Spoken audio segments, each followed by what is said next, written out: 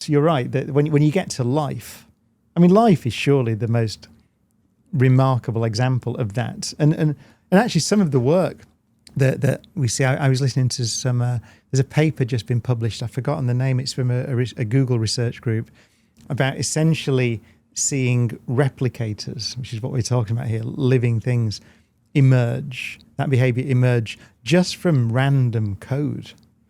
So it's a very beautiful paper. I wish I could remember the name. Maybe on the strap line here when we do this thing.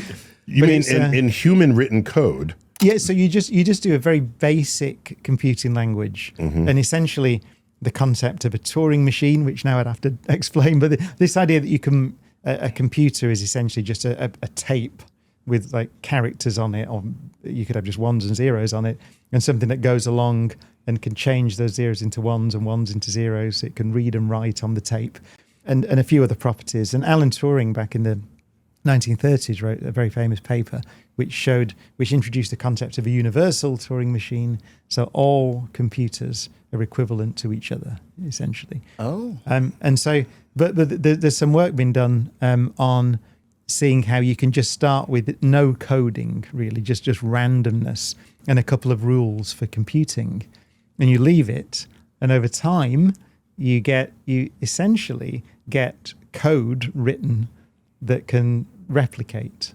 Oh. So you get coding sequences that can copy themselves, You know, which is what there's you need.